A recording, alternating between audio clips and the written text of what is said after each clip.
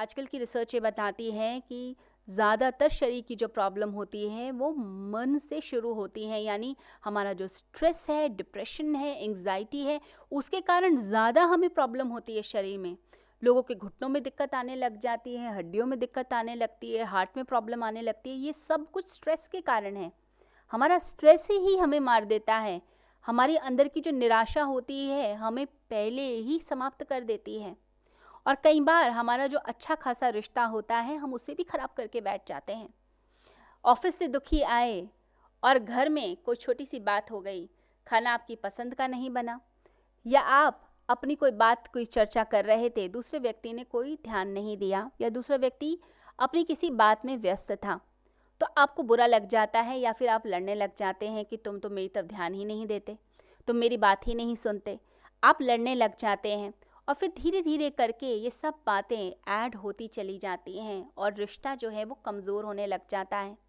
आप एक दूसरे पे ब्लेम देने लग जाते हैं कि तुम नहीं ध्यान देते, इसके कारण मैं इमोशनली अनस्टेबल हूँ, तुमने ध्यान दिया होता तो शायद मैं ज़िंदगी में और ज़्यादा सक्सेसफुल हो गया होता। तो आप अपने रिश्तों में ब्लेम करने लग जाते हैं और ये जो ब्लेम गेम चलता है और इसके कारण फिर रिश्ता ज़्यादा लंबा चलता नहीं। आप एक दूसरे पे जब ब्लेम करने लग जाएंगे, शिकायत करने लग जाएंगे, तो जीवन की मधुरता समाप्त हो जाती है, ज़िंदगी से प्यार समाप्त हो जाता है। ज़िंदगी में प्यार का जो स्थान है वो शिकायत ले लेती है। फिर शिकायत जब स्थान ले लेती है फिर आपका रिश्ता टूट जाता है। और कई बार ऐसा देखा गया है कि रिश्ते टूट जाते हैं, लोग अलग हो जाते हैं, छोटी छोटी बातें इतना महत्व रखती हैं।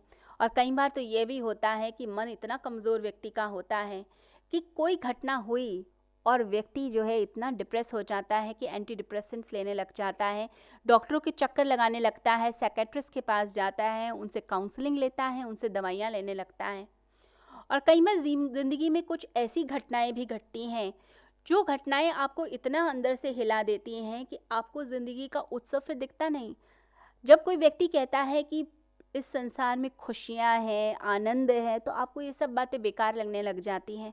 आपको लगता है कहाँ है आनंद, कहाँ है खुशी, मुझे तो कहीं खुशी दिखती नहीं। हर व्यक्ति मुझे ही ब्लेम करके चला जाता है। फिर आप पुरानी बातों के जाल में फंस जाते हैं। ये जो पुरानी बातों के जो जाल होते हैं ये आपको ऐसे उलझा के रख देते हैं कि आप खुश रहना भूल जाते हैं।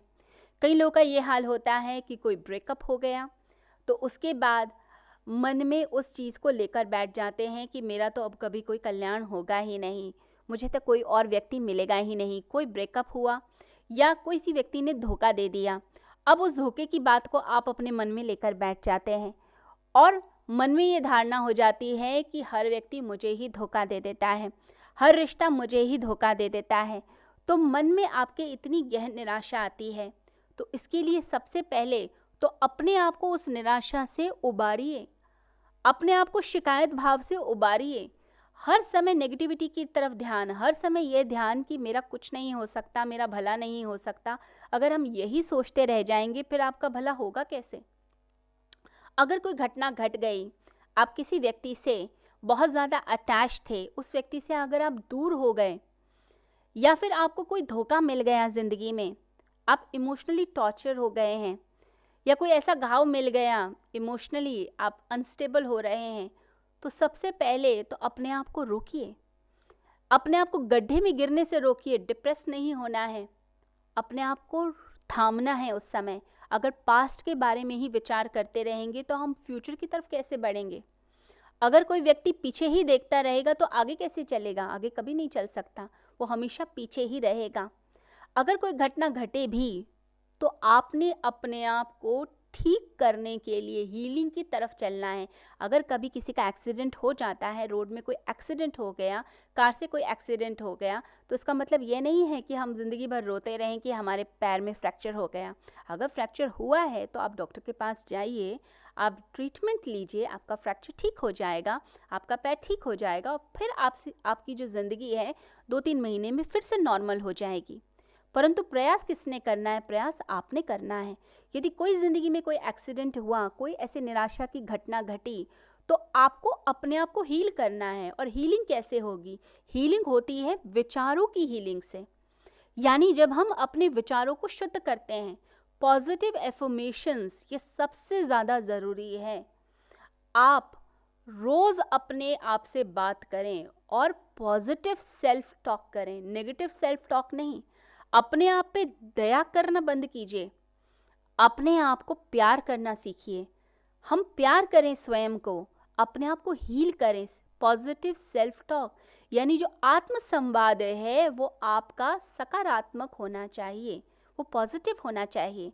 तो अपने आप से पॉजिटिव बात कीजिए, अपने आप को हील कीजिए। कोई चीज़ बुरी थी, उस बुरी घटना को भूलने का प्रयास कीजिए। पॉजिटिव एफर्मेशंस मदद करेंगी। बार बार पॉजिटिव बोलना, कुछ सेंटेंसेस खुद भी लिख लीजिए। अपने लिए एक डायरी बनाएं, उस डायरी के अंदर अपने बारे में अच्छा लिखें। सारी दुनिया तो आपके बारे में बुरा बताने को बैठी है। आप किसी से पूछ लीजिए कि मेरे अंदर क्या कमी है, तो हर व्यक्ति बता देगा आप में तो ये कमी है। इतनी कमियां बता देंगे कि आपको लगेगा कि आपको तो जीने का अधिकार ही नहीं है। कहते हैं कि एक चित्रकार ने एक बहुत सुंदर पेंटिंग बनाई। पेंटिंग बनाकर उसने चौराहे पर रख दी और उसकी पेंटिंग के साइड पर एक छोटा सा बोर्ड बना के रख दिया जिस पे लिखा था कि इसमें कोई कमी है इस चित्र में तो बता दीजिए। तो कहते हैं शहर के सारे लोग उस पेंटिंग की तरफ चले और हर व्यक्ति ने उस पेंटिंग के ऊपर लिख दिया कि इसमें ये कमी है। इतनी कमियां लिख दी, पूरे शहर ने कमियां लिख दी कि वो जो चित्र बनाया था, वो जो पेंटिंग बनाई थी, पता ही नहीं चला कि वो बनाया क्या था। कमियां ही कमियां उसके ऊपर लिख दी गई, चित्र ही खराब हो गया। सारी दुनिया आपको आपकी कमियां बताने में लग जाएगी, आपको इतना डिप्रेस कर दिया जाएगा, फिर आप कभी उठ ही नहीं सकते हैं। आपको अपने अंदर की अच्छाई खुद ढूंढनी है। तो एक डायरी बनाकर उसमें ज़रूर लिखा कीजिए आपके अंदर अच्छाई क्या है। अपने बारे में पॉजिटिव बातें लिखें और पॉजिटिव बातों को रिपीट कीजिए। साथ ही साथ सबकॉन्शियस माइंड की ट्रेनिंग कीजिए। अगर कोई दुर्घटना घटी, कोई चीज़ आपको बुरी लगी, आपका दिल दुखा है, तो अपने सबकॉन्शियस माइंड की ट्रेनिंग करनी पड़ेगी। माइंड के 3 लेवल्स होते हैं। एक तो कॉन्शियस माइंड है जिससे हम बात करते हैं, हम लॉजिकल थिंकिंग करते हैं, जो हम चीज़ों को समझते हैं, वो सब चेतन मन के द्वारा होता है। परंतु चेतन मन के नीचे भी एक गहरी परत होती है जो हमारी अवचेतन मन की होती है, जिसे सबकॉन्शियस माइंड कहा जाता है। ये बिल्कुल बच्चों की तरह होता है। इस बच्चे जैसे मन को ही संभालना होता है, इसी को ही बुरा लगता है, इसी के अंदर ही आदतों के पैटर्न्स बनते हैं। तो आपने इस सबकॉन्शियस माइंड की ट्रेनिंग करनी है, यानी आपको अपने आप को बार बार समझाना है। मॉर्निंग एंड इवनिंग, इवनिंग यानी सोने से पहले। तो जब आप सो के उठते हैं उस समय आपका मन एक खुमारी में होता है। आपका चेतन मन सोया हुआ होता है और आपका अवचेतन मन जागा हुआ होता है। उस अवचेतन मन को समझाने का जो समय है वो आपका सुबह सुबह का समय होता है, जब आप नींद से जाग रहे हैं या रात्रि में जब आप सोने जा रहे हैं, नींद आने ही वाली है, उस समय चेतन मन सो जाता है। तब आप अपने माइंड की ट्रेनिंग कीजिए, अपने मन से बात कीजिए। जो आप उस समय अपने मन को कह देंगे वो आपका बच्चे जैसा जो अवचेतन मन है, सबकॉन्शियस माइंड है, वो उसको पूरी तरह से एक्सेप्ट कर लेगा, मान जाएगा। तो अगर आपको अपनी हीलिंग करनी है तो उस समय आपको अपने आप से बात करनी पड़ेगी, अपने आप को समझाना पड़ेगा जो भी आप चाहते हैं। अगर आपका कॉन्फिडेंस लूज हो गया है तो अपने आप को सेल्फ कॉन्फिडेंट बनाने के लिए एक स्टोरी बनाइए, एक स्टोरी तैयार कीजिए, कम से कम 8-10 लाइन की एक स्टोरी, जिसको आप विजुलाइज करें, जिसे आप फील करें, और फील करके फिर जब आप उस समय उस स्टोरी को प्ले करेंगे अपने माइंड में, तो वो स्टोरी बिल्कुल सच मान ली जाएगी अवचेतन मन के द्वारा।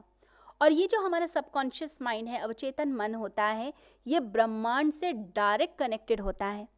आप उस समय जो भी मांगेंगे या जो अपनी ज़िंदगी के बारे में देखेंगे, अगर आप पॉजिटिव देखते हैं तो और पॉजिटिव मिलेगा, अगर आप नेगेटिव देखते हैं तो फिर नेगेटिव मिलने लग जाता है। उस समय अगर आप उत्सव मांगते हैं, आनंद मांगते हैं और खुशियाँ मांगते हैं कि मेरी ज़िंदगी में खुशियाँ ही खुशियाँ आ जाएं और खुशी मिले और सक्सेस मिले, तो आपको सक्सेस मिलनी शुरू हो जाती है। तो रात्रि को सोने से पहले एक स्टोरी आपके माइंड में रहे और जैसे ही उठते हैं उस समय, तो वो जो भाव है वो फिर पूरा दिन चलता है, यानी पूरे दिन वो सर्कल में, उस साइकिल में आप गोल गोल घूमते हैं और आपके अंदर पॉजिटिविटी रहती है। फिर जैसे आप हो जाएंगे, अगर आप पॉजिटिव हो गए हैं, खुश हैं, आनंदित हैं, तो और आनंद आपके ऊपर बरसने लग जाता है। आप एक ऐसा मैग्नेट बन जाते हैं जो अट्रैक्ट करता है और पॉजिटिव वाइब्रेशंस को अपनी तरफ। जो अच्छे लोग हैं, जो आपको खुशियाँ देने वाले लोग हैं, वो खुशी देने वाले लोग और ज़्यादा आपकी तरफ आना शुरू हो जाते हैं। जो लोग दुख देने वाले लोग हैं वो आपसे दूर होने लग जाते हैं, क्योंकि आप अट्रैक्ट कर रहे हैं खुशी देने वाले लोगों को अपनी तरफ। तो ये हम पर निर्भर करता है कि हम अपने आप को ऊपर उठाना चाहते हैं या अपने आप को और नीचे गिराना चाहते हैं।